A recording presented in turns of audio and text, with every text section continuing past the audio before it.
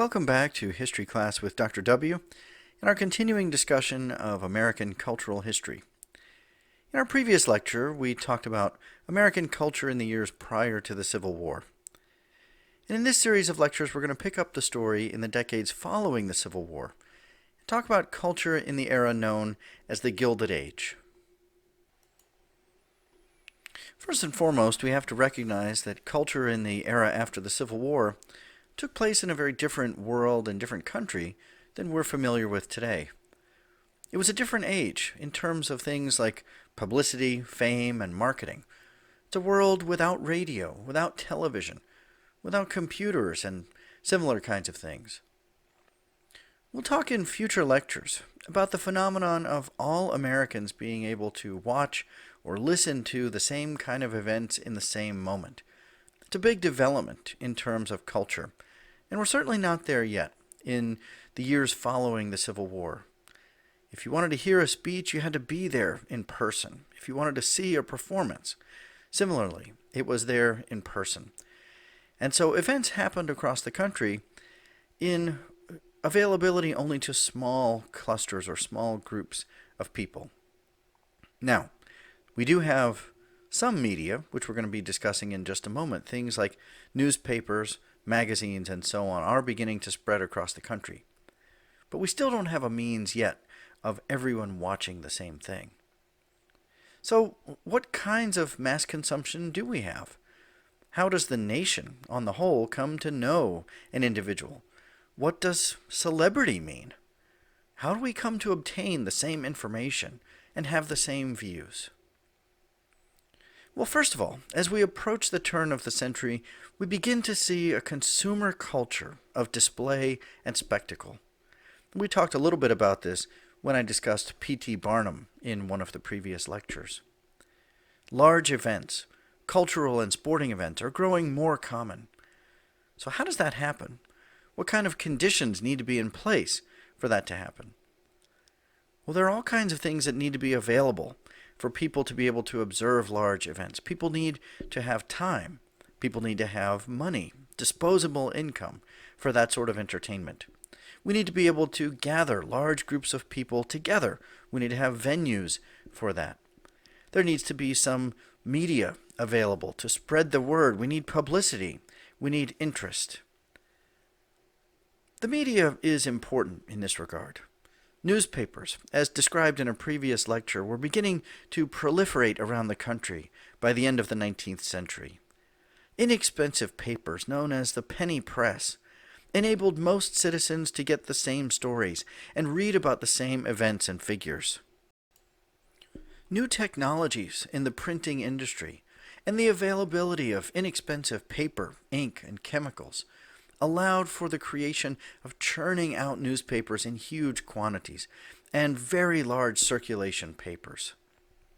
Like other big businessmen of this era, newspaper executives competed ruthlessly to sell the most newspapers. This competition was best represented by the rivalry between Joseph Pulitzer, who was the owner and editor of the New York World, and William Randolph Hearst, who started his media empire at the San Francisco Examiner, but also acquired the New York Journal in 1895. The two papers competed fiercely for readers, printing more and more pages at cheaper and cheaper prices, and running more and more sensational stories and large headlines. This style of journalism, summarized as tabloid journalism, came to be known as yellow journalism, which was named after a popular cartoon character carried in both newspapers called the Yellow Kid. We'll talk more about yellow journalism a little bit later in the course. So reading the newspapers was one way of developing a sense of communal knowledge around the country. Of course, it's not instant. It's not the same as seeing something live and in person, and there were different approaches to how stories might be written in different newspapers, but we still developed a sense of the same kind of stories going on, and early forms of famous individuals or celebrities are evolving during that time. Of course, there's also word of mouth, conversation. and most important, attending an event or seeing something live for yourself. And we're going to talk about several examples of that as we go through other parts of this lecture. So how does that happen? How is it done that large numbers of people can see the same event? Well, for one thing, we needed technological advances, especially in terms of transportation. The advance of the railroad in the decades after the Civil War is critical, as now citizens were able to move about more freely. More important, though, the railroads can deliver entertainment to us. I mentioned this again briefly when I talked about P.T. Barnum, but the railroads carried traveling acting troupes, circuses, and sports teams from city to city, and larger crowds all around the country were able to come out and see these kinds of entertainment. So we begin to evolve a growing sense of famous individuals, what we would call today celebrity. They would never have used that word back then. But it's the creation of famous people that most people around the country would at least have heard of them and know a little bit about them. So in the era prior to the Civil War, the antebellum era, American society was very secluded. There were only a handful of nationally known figures, most of them politicians who took to the campaign trail. In the decades after the Civil War, that begins to change, and at an increasingly rapid rate. Now, many Americans are able to see the same shows and encounter the same figures live and in person. It's possible to create bona fide celebrities, that is, people that we as a nation take an interest in and celebrate their talents and abilities. Another trend of this period was the growing urbanization and industrialization. I talked a little bit about this in reference to the decades prior to the Civil War, but that trend escalates dramatically in the decades after the Civil War. It also brings with it many negatives, which we've talked about a little bit and will continue to discuss in the lectures that follow. At the same time, it necessarily brought order to workers' lives. More and more, our lives are governed by the factory whistle and the time clock, rather than the seasons and the rising and setting of the sun. When the whistle blows, our time is our own, even if there's not a great deal of it. This regimentation of our time leads to a more exact concept of leisure time. In our earlier agrarian roots, leisure time was ill-defined, as we were always on call to tend to matters on the farm. Now, once we clock out, we're on leisure time and can pursue leisurely pursuits as much as we're able. Now, let's not exaggerate this too much. Typical Americans in the years after the Civil War still put in much longer and more difficult hours than we do today.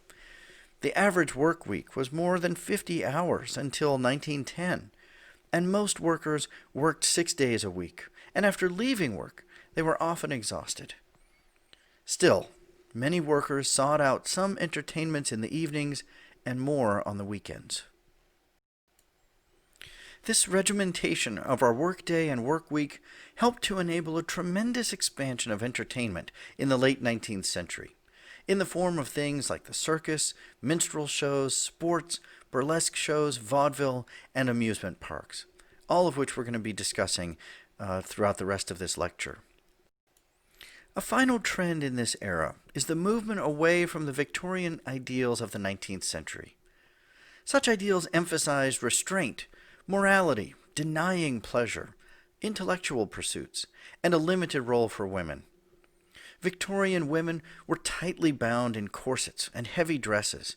They were showpieces for their men, and were forbidden from individual expression and all but the most mild forms of exertion and exercise. Victorian men were wimpy. They were middle-class, white-collar workers, well-dressed and refined. Rough pursuits and exertion were beneath them, as they tended toward professional and educational activities.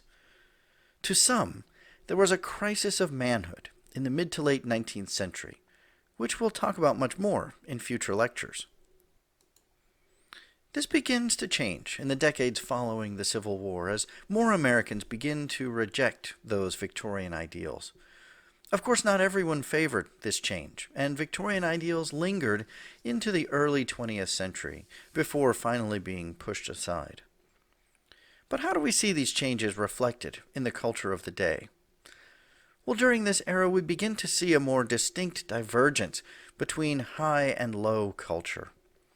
Victorians became more protective of their favored pursuits, such as literature and art, while at the same time, a burgeoning mass cultural movement moved in the other direction. There are signs of the Victorians clinging to their ideals. The Boston Symphony Orchestra was founded in 1881. Quiet, respectful audiences listening to the great classical works.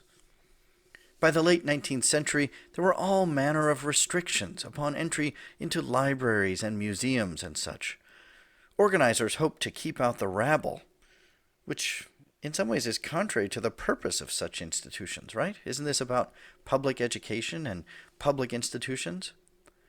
Mark Twain, who is one of our favorite writers and satirists of the era and has a lot of great quotes about many different things, commented on this irony and all of the new rules, specifically at an art museum. "Leave my cane! Leave my cane!" he said. "Then how do you expect me to poke holes through the oil paintings?" Well, in our next lecture, we're going to talk more about culture for the masses and in particular, the marketing of sex in the era of the Gilded Age.